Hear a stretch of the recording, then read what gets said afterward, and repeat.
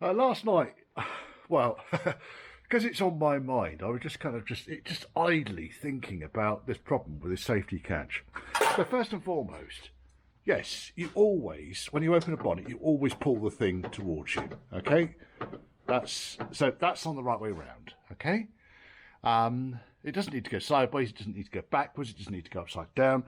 So then so why doesn't it fit then? And I start looking down at the hole down here. Oh, heaven's sake. So then, on my second gin, I've just dropped one. On my second gin last night, suddenly dawned on me. Fucking hell, I've got Ghost Train. Ghost Train's got more or less exactly the same age body shell on it. Hello, Ghost Train. And let's go and pop the bonnet on that. It's already up because it's heavy. Yes, it's got the same catch. Look. And, oh my God, right, okay, so now, let's take some measurements now. So, the hole is 25mm back from the front edge here. And I've got this nice adjustable reinforcing piece here. So I'm going to take that off, because I'm going to be able to make one of those up, I think. I'm fairly sure I've got one of those somewhere. I've seen it. It's going to take me like all day long to find the fucking thing. And then over here we've got those reinforcing plates that I mentioned. That these plates, and there's the rubber bubble thing that goes on it. So 25mm. We'll see if we can get the safety catch working. The temperature is rising, so we're up to about 2.5 degrees now. But it's going to be like 14 tomorrow. So rather than killing myself today doing this stuff, oh look, that's 35 back. So this hole here needs to be extended by a whole centimetre. That then will allow this bastard to come down. What I'm then going to need to do is to make up a plate that goes across here. Probably another riv nut there, just so I can make a plate with an, so that then pops underneath it, catches. Oh, that's unbelievable. This is just, I'm not even going to bother taking that bit off my other car because it's just outside, and I can just make it up in here now. How about that? Just a little bit of lateral thinking. 25mm back. You can see there the amount that hole needs to be opened up by. So I should just get in there with the Dremel, open that up slightly, and then yes, well, that's going to make life a bit easier, isn't it? Right, cut slither of metal out there. Now drops beautifully inside. What I need to do now is to replicate that adjustable blanking plate that goes in there. So I've got the measurements, and basically, oh yes, that's a bit of kit that. Basically, if we go round to the bench, I've got this handheld heater going up here as well. Look at this chap. And about 5 pairs of gloves on. Now, what I'm effectively going to do, using a strip of quite thick steel, what am I playing with here? It is, can't find me fucking anything really. It's because I'm in the middle of doing 4 different projects and the bench is a tip. I've got my vernier somewhere, but this is going to be about 14 or 16 gauge steel. It's getting off a good 2mm thick. So what I'm going to do really, in an uncomplicated fashion, is create a right angle fold on this.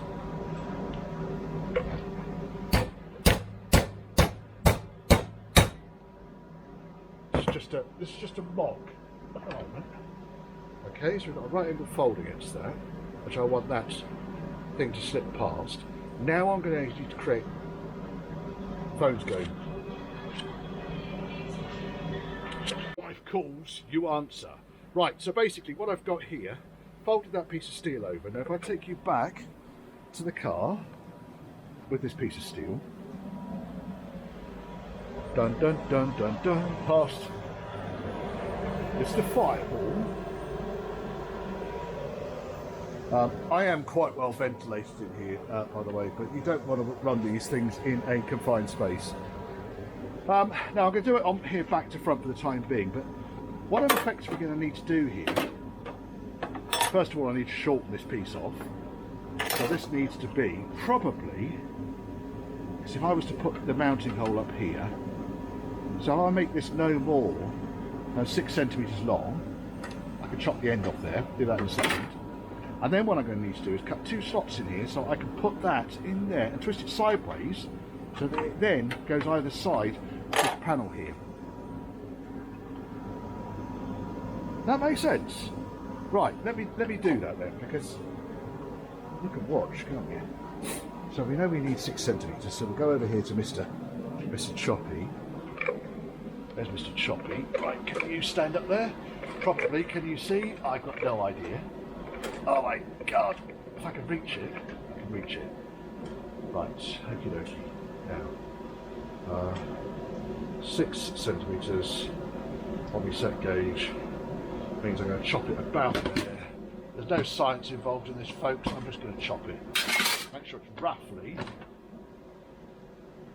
I mean, if I was serious about the steel, etc., and I was doing it as a precision cut, then I probably would be scribing it before I cut it, but I don't need to do all that. So what I've now got is a piece of steel, 6 like that, and my next job is going to be to cut 2 slots. Now, when I look inside here, there's not a huge amount of room on this side, but there's a lot more room on that side. So what I'm probably going to end up doing is cutting an equidistant slot down each side, probably only about, what, 4 or 5 mil. So if I was to put a line there and there, that's where I want the slot to cut up to. Right, so now we need Mr. Angle Grinder. You don't need to watch me cutting 2 slots, I'll be back. There we go. Still nice and warm, unlike me. And then the idea is, I want that to go in there like, oh, like that. Now what I need to do really is I need to cut a slot, really, don't I, on this thing to work out whereabouts I want this chappy to go. Okay, so now I need to make this hole adjustable, but it needs to accommodate this chappy here. So when this chap goes in, it's going to need somewhere in the region of about 3 centimetres. You can have a look at that as well, rather than the microwave. So you're going to need the minimum kind of depth is 3 centimetres. So what I'll do here now, if I measure back from there 3 centimetres, that's kind of going to be the start point for this bracket. And the reason I'm doing this is if you go and stand there on the stair. There we go. You can't really see, but it's tough. Right, so if I draw a line there and there. So this plate now needs to kind of be running in that sort of area. Maybe a little bit more, maybe a little bit less. So what I need to do now is, it's not going to need to be that much less. So that's 3 centimetres. I might need to cut this metal even shorter. Let me chop another smeg off the end of this. I don't actually need this much length.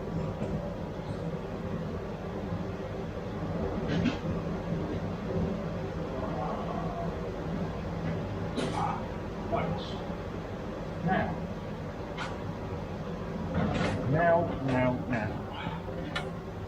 If I put that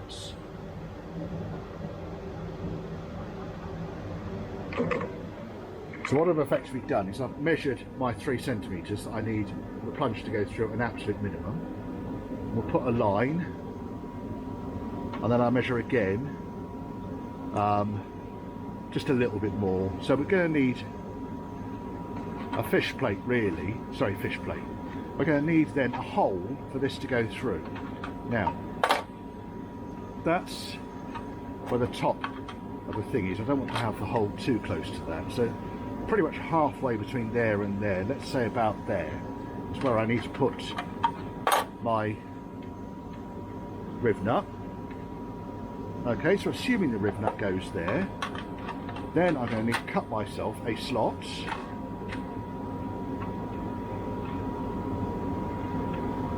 What I might do here is just take a tiny bit off that there.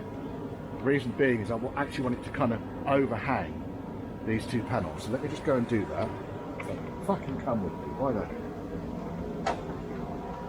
I could use my straight edge grinder, but I probably don't need to. Just risking even more digits, really, isn't it? So that one.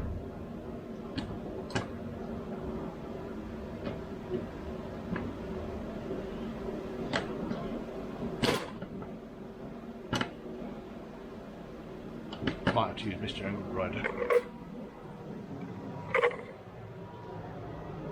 Let's cut a bit off it. Is it gonna?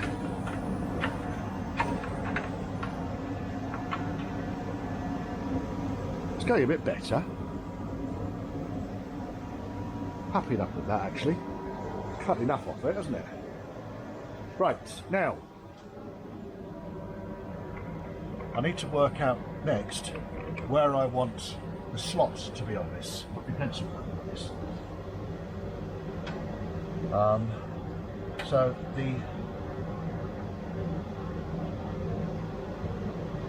that is the line, because what I do is I drill the slot in this first, and then I drill the hole for the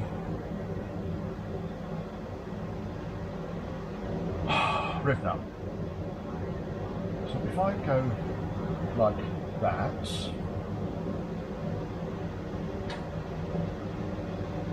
that'll probably do it, actually.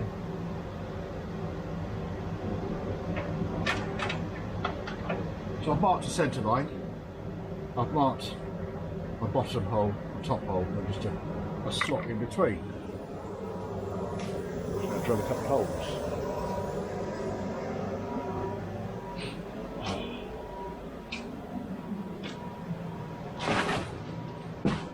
I've been having a clear up, which is the box I just tripped over. And it needs to go over the road into the recycle. Now, depending on what size riv nut we use, depends on the size of the hole. I don't want it to be an absolutely massive hole, but if we start at something around, let's say 6mm, which is more or less the drill size I've got here. Right.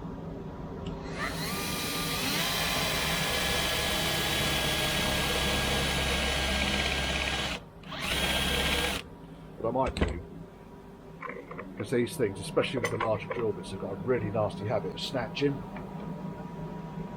And when they snatch, you kind of like, you end up hurting the tips of your fingers.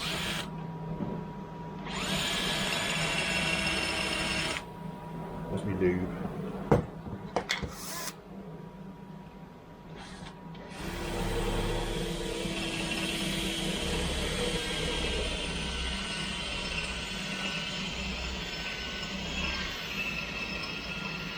Could have a sharper drill bit, but where would the fun in that be? Right, now I've drilled that one. Okay, now I need to drill the other one. In fact, what I might do with the other one is to drill it with a smaller drill bit and then drill it out. So let's just start with a 4mm.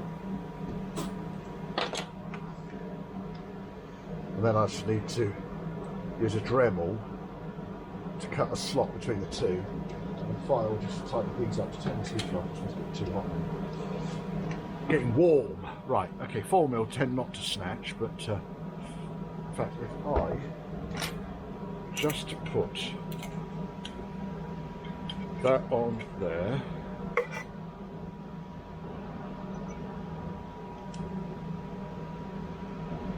centre line, we just position the drill.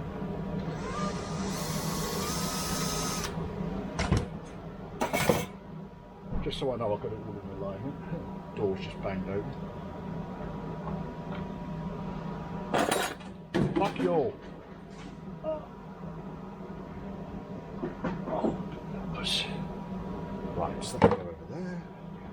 Bit of lube. And let's drop this on the hole.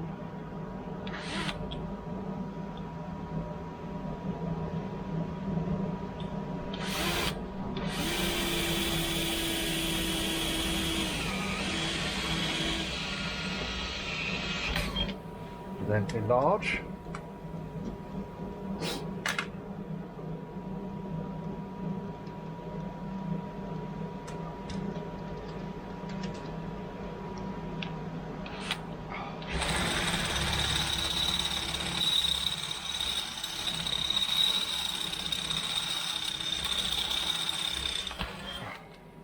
Doesn't even have to be a rib nut, it could be a nut and a bolt really, couldn't it?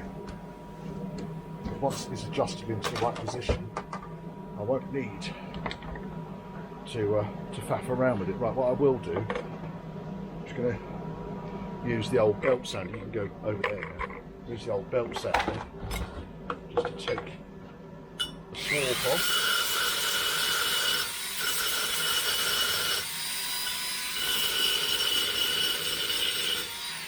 Right, now I need to use the Dremel next. Let's go and get that. Bloody useful things, Dremels. A slot that a bolt's going to run up and down the inside of. I mark it just inside of the holes. Okay, and the reason I do that is because I can adjust. You can always take more metal away. Adding it is a bit more difficult. I bought one of these bloody great big kits about 1,000 years ago, and I got no idea what each of these discs does, but that feels like it might cut steel. So let's pop that in there. This is one of the reasons I like the speed click, is because it's ever so easy just to pop the new cutting disc straight on.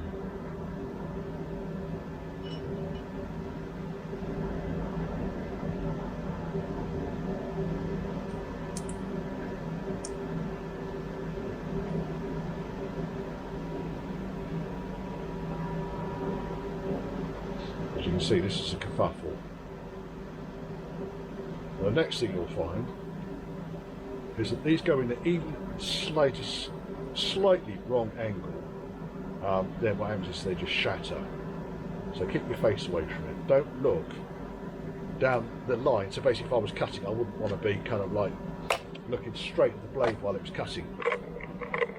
You can go over here. I don't know if you can see. Can you see? You can see. Right. Let's open that up. Clamp that in there. And then fire up Mr. Dremel. I'm working from the side here.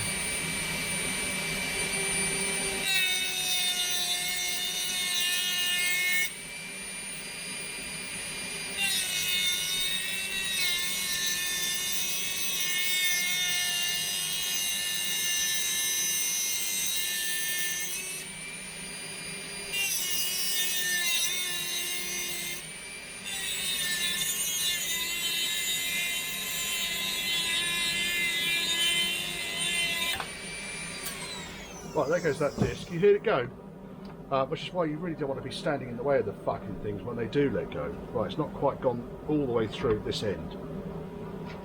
Yeah, you can probably do it with an angle grinder, but you're going to make a right mess with an angle grinder, aren't you? And that let go purely because, probably I put a bit too much weight on it. If you are, of course I'm wearing glasses, safety glasses folks. Yeah, I am wearing my safety glasses, honestly. It's true, it's not a lie.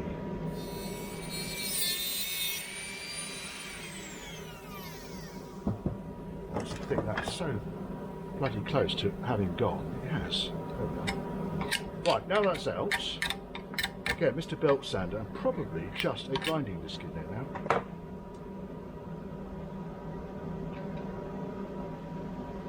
I have got some little Dremel grinders. That'll go in there. I don't know if it's any good. We'll find out in about 10 seconds. Right, standing away.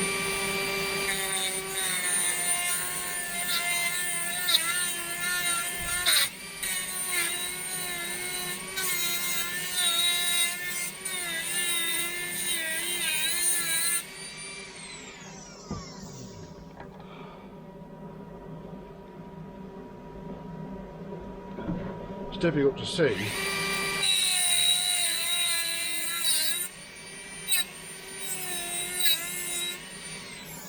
Let's see what that looks like. Quite slotty. I think what I might do is just put the belt sander over it on the outside, just to take the burrs.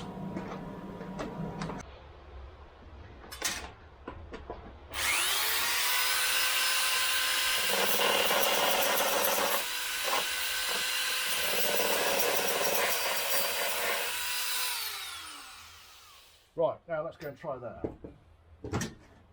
I want to see if a M6 bolt goes through it. Let's pop you there. Go over to the other bench, you see. The old bench. Box of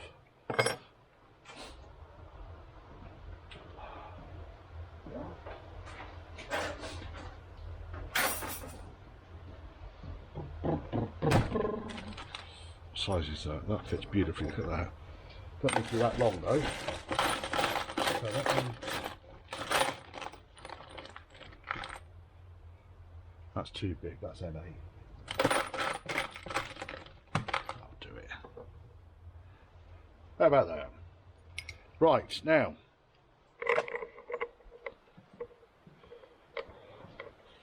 And we're back over here again. In fact, you can stand on the trolley. How about that? Make use of trolley. Now, what we've got is this plate goes there and sits halfway between the two, and at 3mm I probably want the bolt hole to be somewhere in the region. Probably drill it while this is in place. If I look at my original 3cm hole, I don't really want it to be right at the top end, because I want to be able to close the hole a little bit if need be. So I think the hole needs to go there.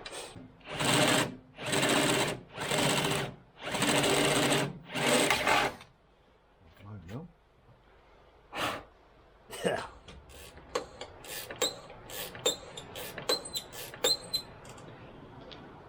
That's better. Now we've got it. Right. And then we just need to undo the tool.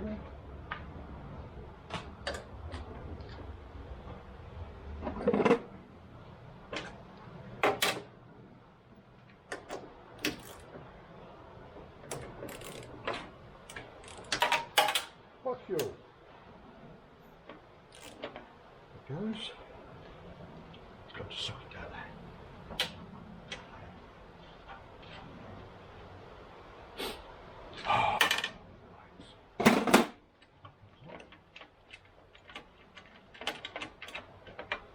Off. Grease. The fucking grease. And then, having done that, put this bastard back in.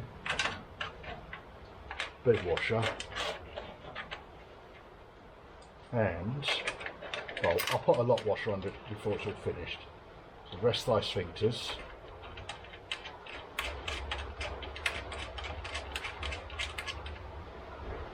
Let's get that at my original baseline mark. Find the 10mm socket, which was not the one that fell off. Is it 10mm or is it 8mm? That's 8mm, there's 10mm.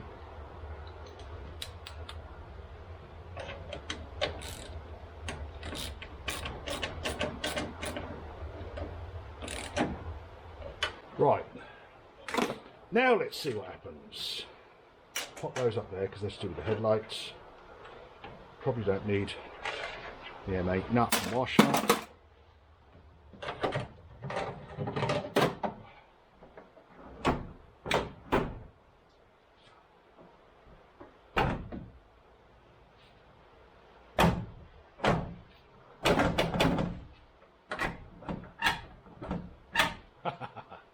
Gone too far with it. just needs to go a millimetre or so further back.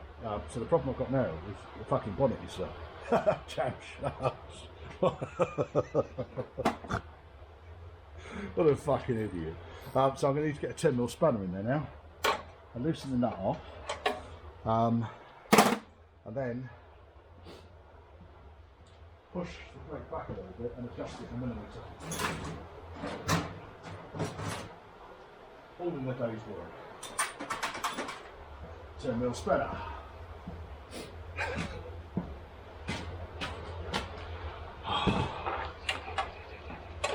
You can see the nut. Do with a longer spanner, really.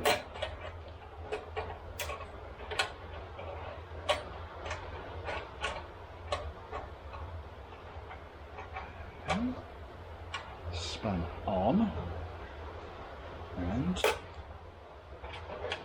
loose and plate moved and bonnet opens.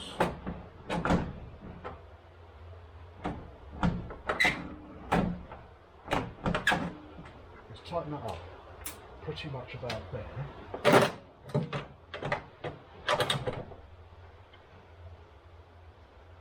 We'll leave the spanner on at this time, eh?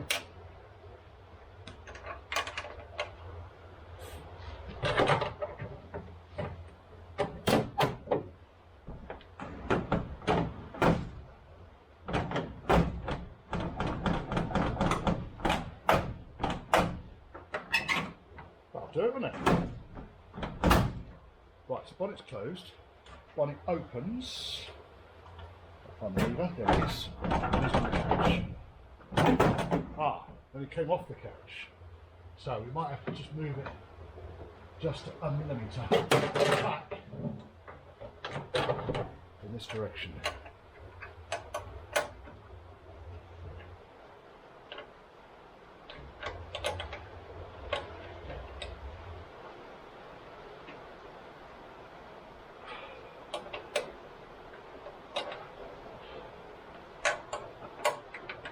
Might have been because it was a little bit loose, I don't know.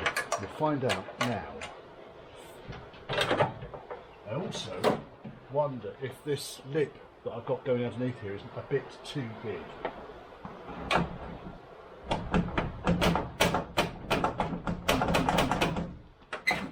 No, so that's absolutely fucking perfect.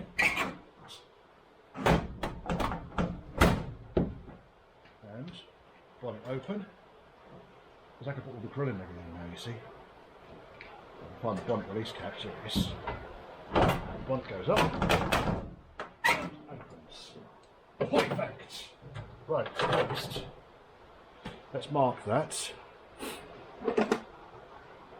What I'll do, because it's all going to come off and have a bit of paint on it, put a bit of masking tape there and there. Alright, now we're going to go around these corners off and get this ready for an install and be done with it.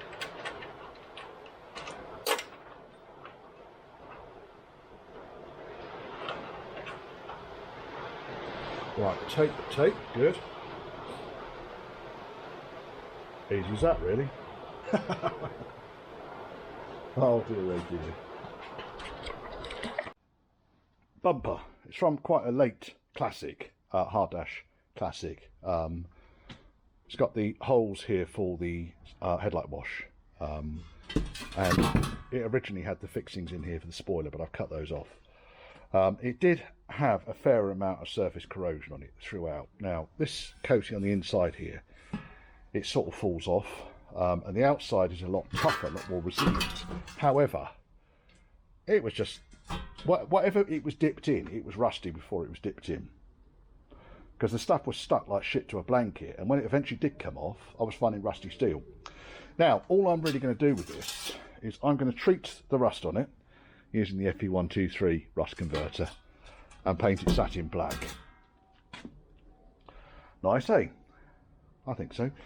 Then the other thing I've been battling with on this car is the diff plunger. This one appears to have a leak.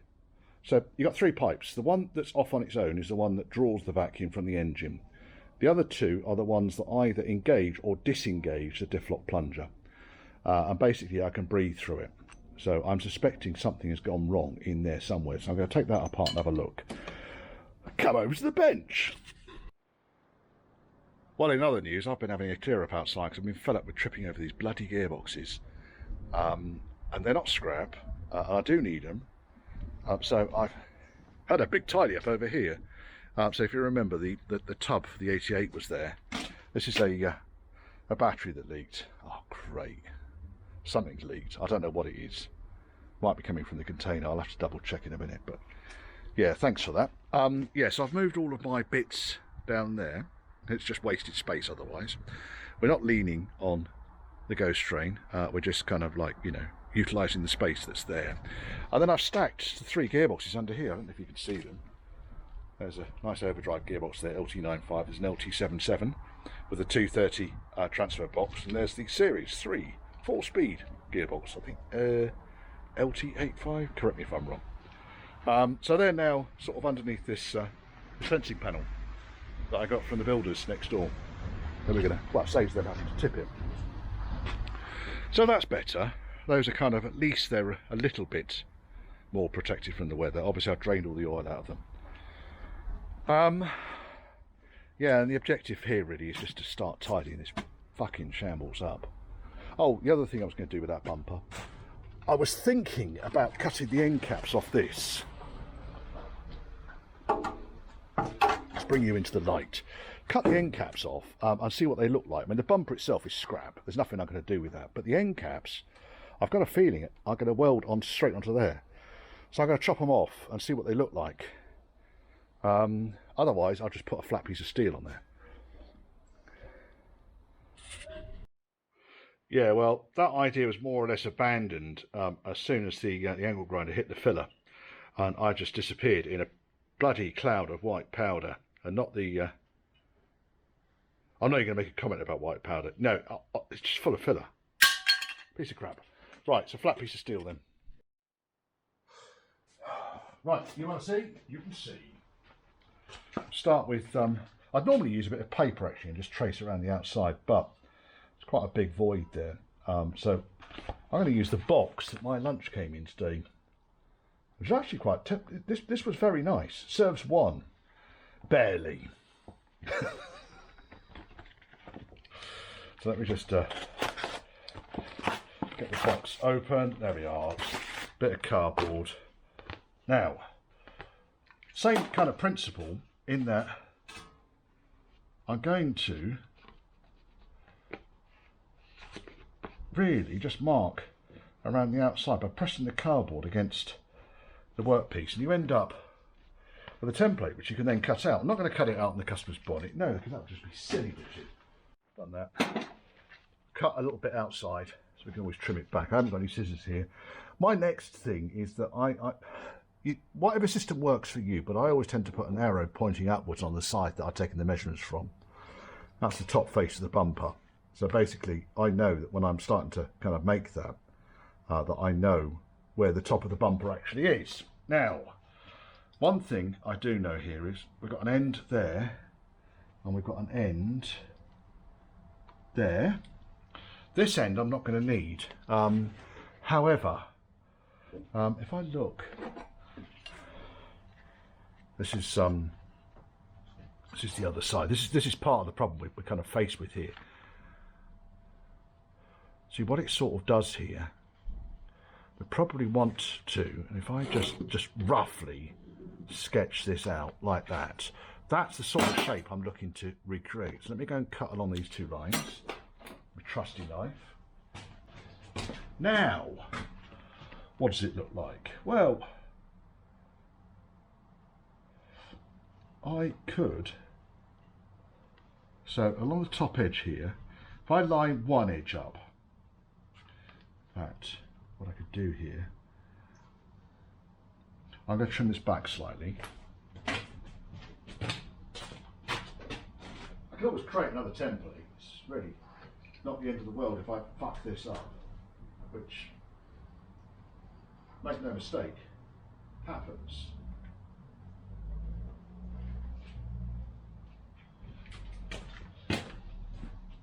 Then once I've got this template roughly how I want it, what I'll do is I will just cut that bit off there.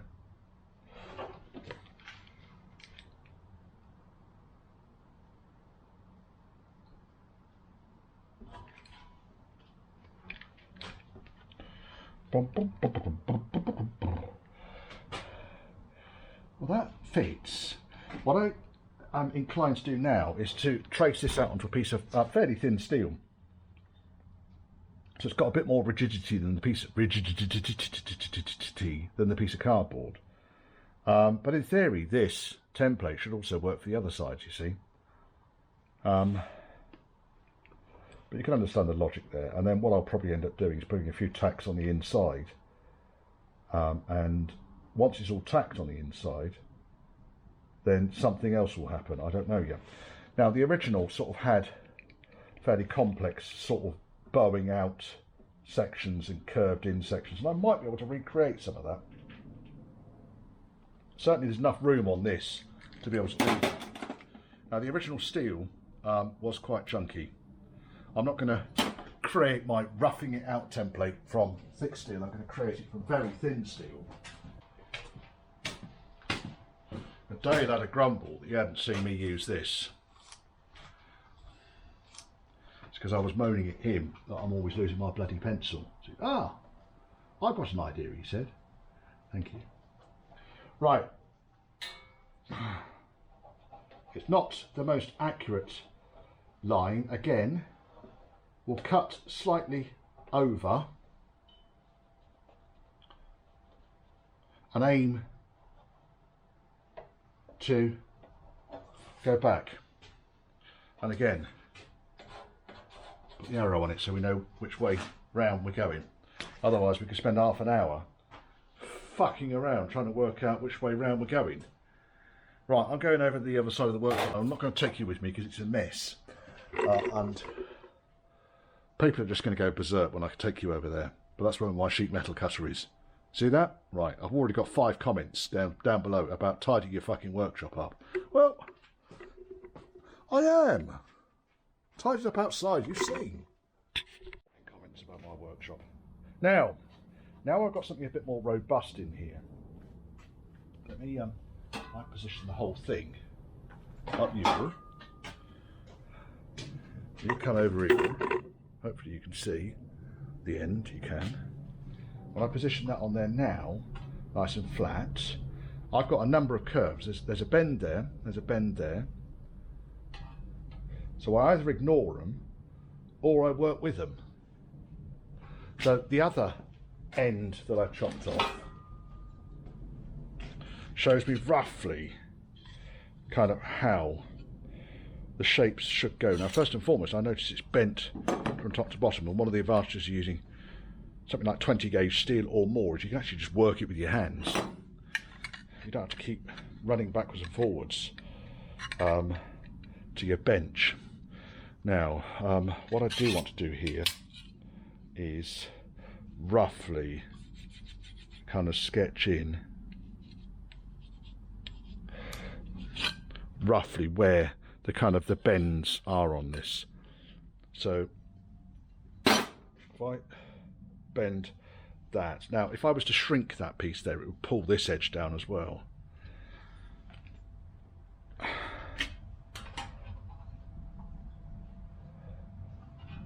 And then what's that groove down there for?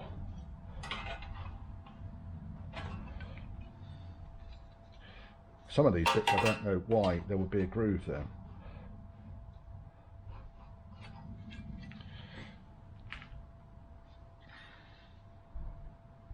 What I might have to do here, either shrink or cut a slot here, but that is a lot better than it has been. Do I need to shrink it or do I need to stretch it? I want that to bend down. I don't need to do anything with it. Fucking lines up just by doing that. Right, so I've got a reasonable gap all the way around the edge here that I could weld now. The only bit that's troubling me is this bit down here, which looks like it bends back like that. That sort of meets the edge all the way around. And then I guess what I could do is just tail off the back bit there. So, wow, take off that sharp edge there. I'm going to come over to the bench because I'm just going to, otherwise it's just me editing my voice out while I'm working on the other side of the workshop. Sit up there, behave yourself, don't touch anything. Right, okay. One of the nice things about my deep throat shear is you can cut round corners. It's lovely. There you are, nice curve. And I put the scrap in there. Nice, huh? I'm inclined to actually stick that on. I'm not going to get the welder out now because it's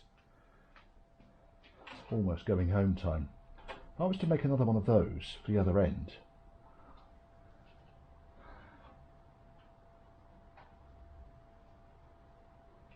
it does need a stretch there, I think, just to meet, or I cut this piece off the bumper, which will probably be easier actually, and then make this out of a slightly thicker steel if I need to, if indeed I need to, because once that's welded on and ground back, that is honestly not going to present too many problems, I don't think. Right, so that would be the left hand, arrow left hand. Let's go and cut another one out. One thing that I did do, there was a little imperfection just there that I got rid of. There we are. Like that. Right, you come over here. Again, don't touch anything. You won't know what you're going to catch. It's my sheet of steel. Oh! I know I could be more efficient if I tidied everything up, folks, but then I'd be spending all my fucking life tidying things up and not actually doing stuff.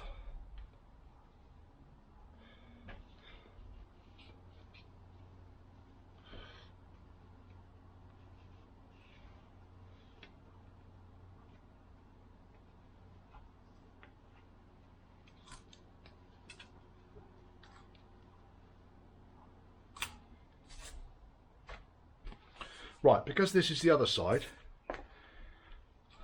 I've used the back of the template. Now I can do that. See? Right, now you're going to be in the way. So you're going to have to go over here. Otherwise I'm going to knock the camera over. I need a better. Yes, I know. Fucking clank, clank, fucking clank. Clankety clank. There we go. Right, nice throatless shear action.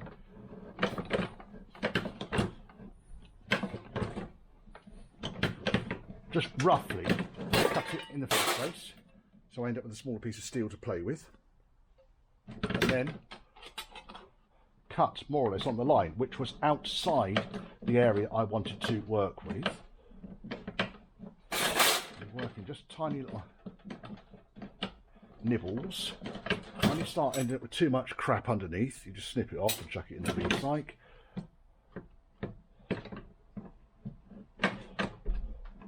Don't cut your fingers.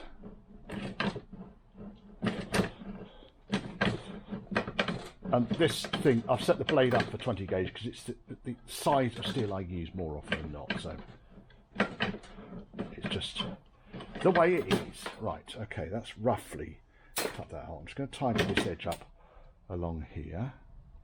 I'm just going to cut that 1/2 mil off. That's how little you can cut off with a throatless shear. Right, where's the template gone?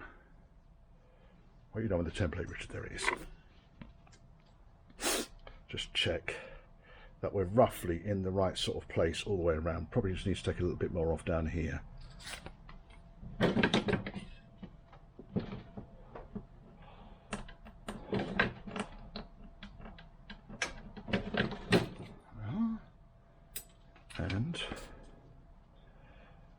round this corner off. Oh look, there's quite a bit down there needs to come off, but that's the bit that kind of floats free and under the bumper, so I'll leave that on for now, but I will just trim this corner like that.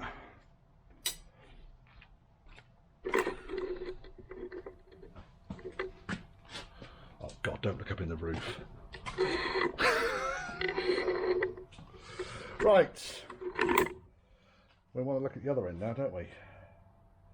Let's go look at the other end. Then I think I'm going to fuck off, actually, because I've had 2 days of bollocks with overdrives and such like. Now, yes, it fits. Now, how did I do the other one? I bent it.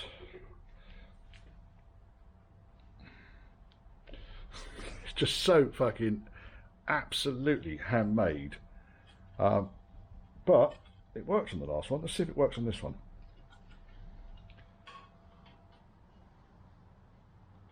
Fuck yeah. Literally just welded those on, flatted back the welds, and I'll just put a dusting of like an etch primer over the top just to see how they look. Yeah, I'm quite pleased with that. The customer wants to keep these holes. The customer wants to keep this on the top here. I'm just going to treat it now. I'm quite pleased with that. I think that looks all right. There you go. Lines up nicely down here against the return edge on the wing. On both sides, you can't see it quite so much, there's not much light over here. The only thing I might do is, because I could insist on using the 20 gauge steel rather than faffing around, I'd already cut them out, I didn't see any point why I couldn't. They are a bit flexible, but at that point really all they're really doing is looking nice, I guess. And if someone's going to brush into it, then, you know, they're probably going to hurt themselves more up here, aren't they? Or when John gets them round the throat. Sorry, John. Probably edit that out. But yes, just currently held on with coach bolts going through the mountings. I'll get that off now, rust treat it, and I'm fucking off home.